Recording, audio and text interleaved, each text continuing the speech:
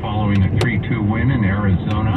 One day after blowing out the New York Mets at the Coliseum, the A's themselves were blown out by those same Mets on Sunday, 13-4. With more sports, here's KCBS's Victor Zaragoza. The Giants organization announced on Wednesday that Buster Posey has bought into the ownership group, and while it's unclear what that will mean for his future in player transactions, that does give them one more card to play at times. The Giants had involved Posey in several recruiting trips over the years. When the runner-up banners started to pile up for the front office, Posey joked that his recruiting days were over, but he may get to try it in a different way. In a Zoom call with NBC Sports Bay Area, he was asked about him joking around and how his role will play now. Yeah, no, I have joked about it. My recruiting record is not very good. There's time to improve upon that. My role will be to be helpful where I can be helpful. And if that involves taking some time to get to know a prospective free agent, then I'd happily do that. Audio is courtesy of NBC Sports Bay Area. Posey is a recent player who garnered tremendous respect from his peers, and he will now hold one of half-dozen seats for an organization intent on trying to go big this offseason. From the sports desk, Victor Zaragoza, KCBS. Millennial people live in a place that's rich in many things, but not money. As a young child, her job is to play, grow, and learn. But for kids like her in the world's poorest places, poverty gets in the way. There was a time when Hazel had to trek more than 2 hours every day to collect water from a dirty river. Once, when she got a life-threatening infection and her mother had no money for a hospital, Hazel nearly died. But thanks to Child Fund supporters, Hazel and her community now have clean drinking water and access to health care. And Hazel has a better chance to fulfill her potential. Child Fund works in 24 countries to make sure children grow up healthy, educated, self-sufficient, and safe wherever they were born. Why? Because Child Fund knows the promise inside every child is greater than the poverty around them. Learn more at childfund.org. There's a little traffic trouble in Dixon this early Monday morning. Frank Munich has the details. Well, there is indeed on westbound 80 at Pitt School Road. We have a stall which is just now being moved to the shoulder that had been blocking a lane there, so that is now out of the way. We're looking at a problem on the Nimitz in Oakland, northbound 880 and 98th Avenue. We have a two-vehicle crash. A semi-truck and a compact car mixed it up, although both of those vehicles are on the right-hand shoulder. We have a crash involving a car that went completely off of the McKee Road on-ramp to northbound 101 in San Jose and wound up going through a fence on nearby city streets. We have a whole bunch of crews on scene there, but no indication that we have serious injuries involved. And as we've been mentioning, we do have two weather-related advisories in effect this morning. A high wind advisory in effect for Highway 580 over the Altamont Pass. It's not an unfamiliar advisory. And we have a fog advisory, a heavy fog advisory in effect for the Golden Gate Bridge, although I'm looking at our camera at the tolls and not seeing too much in the way of dense fog blowing across the span. Your next update at 12:58 on the traffic leader KCBS. We'll see partial clearing later today at the coast, becoming sunny by the bay. It'll be sunny all day inland. Highs upper 60s to low 70s at the coast, mid 70s to low 80s along the bay, upper 80s inland. And then for the remainder of the week and on through next Saturday, clouds decreasing after some morning overcast. In the afternoons, highs generally near 70 at the coast, mid 70s to mid 80s near the bay, mid to upper 80s inland. Right now in San Francisco, it is 57 degrees. Cotati, 55 degrees. Burlingame, 59. Cupertino, 61. And Concord at 63 degrees. Traffic and weather together on the 8th on All News 106.9 and AM 740 KCBS. Deborah Ingerson is at the KCBS Editor's Desk. KCBS News Time, 12:50. Pink Floyd co-founder Roger Waters has canceled concerts planned in Poland. Linda Kenyon has the story. outrage over water's stance on Russia's war against Ukraine. City councilors in Krakow were expected to vote next week on a proposal to name Waters as a persona non grata after he wrote an open letter to Ukraine's First Lady this month. In it, he blamed what he called extreme nationalists in Ukraine for the war. He also criticized the West for supplying Ukraine with weapons, and he blamed Washington in particular. Linda Kenyon, CBS News. The Iranian regime is cracking down on the protests that are in the country after a 22-year-old woman died in custody of the country's morality police. She was accused of not wearing her hijab properly. CBS News correspondent Christina Rossini has more from the White House. Islamic law does not explicitly require women to cover their heads, but Iranian law does. For years, young, especially urban women, have been pushing the limits of the mandatory dress code, leaving the front of their long coverings open and pushing.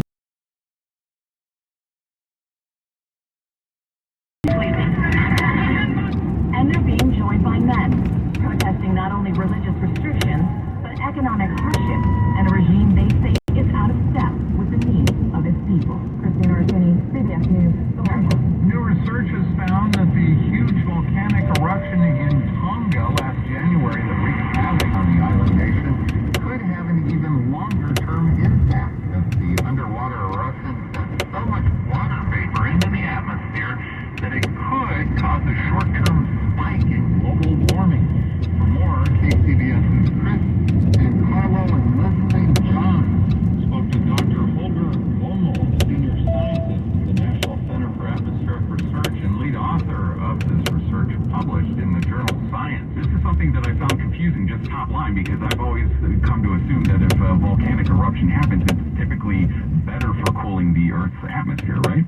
That is correct. In the past, most volcanic eruptions have injected vast amounts of aerosols into the stratosphere that reflect sunlight and therefore lead to a little bit of a cooling effect.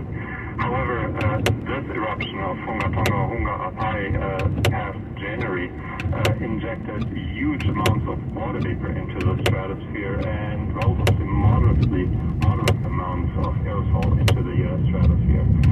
And this mass of water vapor actually may lead to a small increase in the surface temperatures, so a small warming, offsetting the cooling that you might have from the aerosols.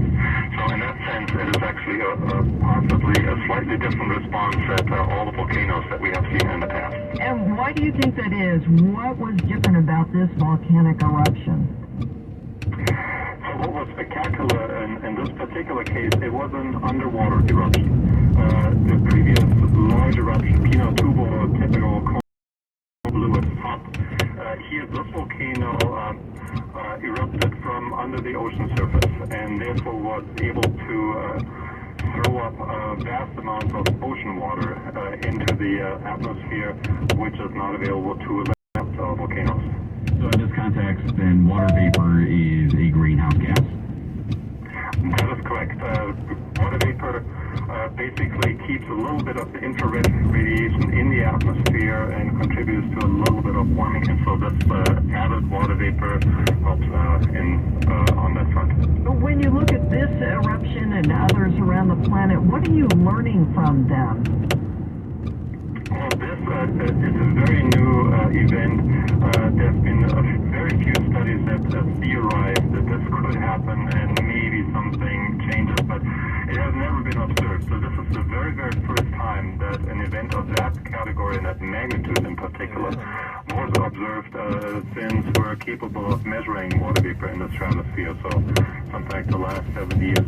So this is a great research opportunity for us to study what this impact really is and how that plays out in the next months and years. Yeah, I wanted to go there. What are the perhaps profound changes to atmospheric science that could be yielded by this?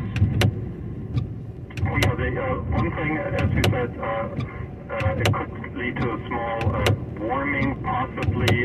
It might be minor, and it certainly will be temporary, so it won't be lasting, but it will have an impact. And so it does help us better understand computer models that model these effects and can test them. This is a very strong disruption in the system, and we can look at how well computer models can simulate them and help us in understanding the effects of this event. That was Dr. Vogel Bommel, Senior Scientist at the National Center for Atmospheric Research.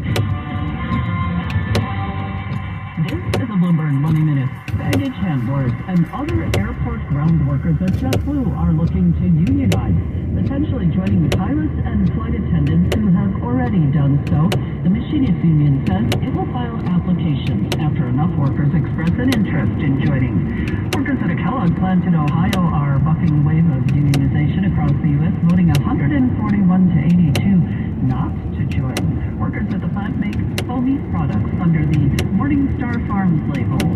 After suspending production in March at its auto plant in Russia, Toyota is making its shutdown permanent. The car maker says it sees no sign it'll be able to resume operations at any time in the future.